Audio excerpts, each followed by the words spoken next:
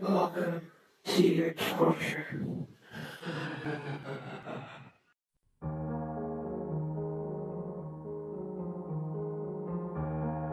A few years ago, there was a young man named Brian who went to university. He didn't have enough money to live in the college accommodation, so he had to rent an apartment on his own in the city.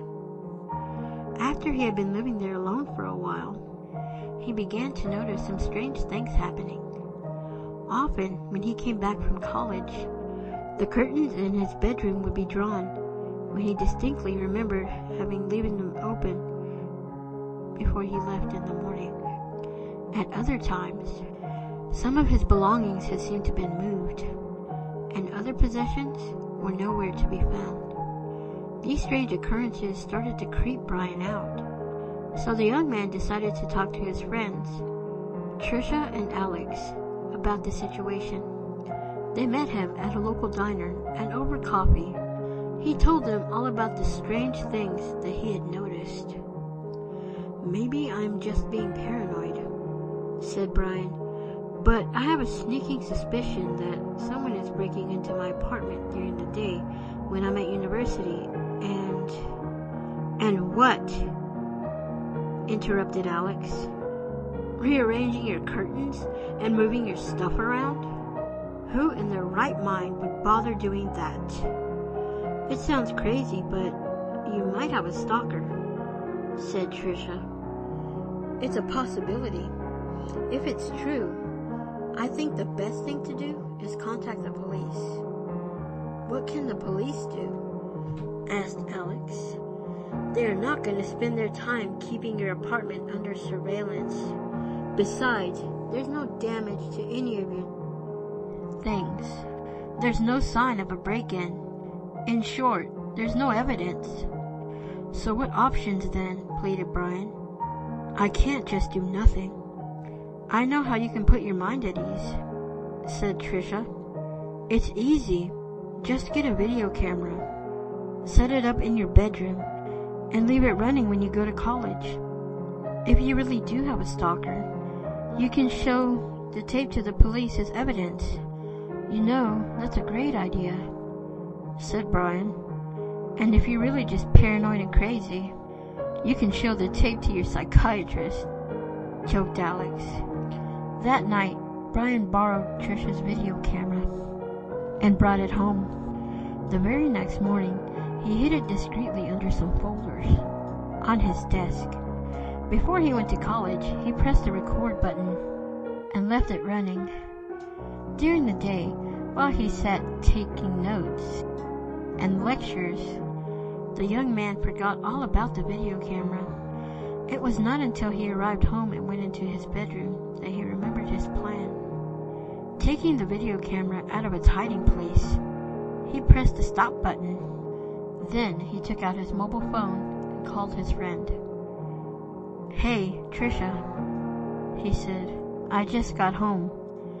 I'm going to watch the video." "Cool," said Trisha. "Don't hang up. Tell me if you see anything." He pressed play and watched the recording on the video camera's tiny screen. He saw himself leaving for university in the morning and closing the door. Then there was nothing. He pressed fast forward and scanned through the video. The room was empty. "Still nothing," he said. "I can wait," replied Trisha. "Anyway, there's nothing worth watching on TV at the moment." "OMG!"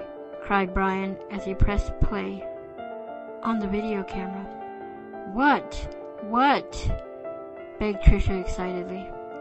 "The door's opening," said Brian. "It's a woman." "What's she doing?" asked Trisha. "Just standing there, closing the door, walking around." "OMG, so weird. What does she look like?" "Can't see her face. Long, black, stringy hair. Tattered dress."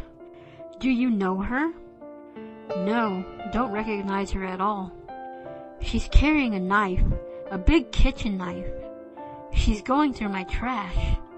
Now she's picking up my clothes and sniffing them." Ugh, gross. What's wrong with her? She's going over to the closet. She just got into the closet. Fast forward and see if she does anything else.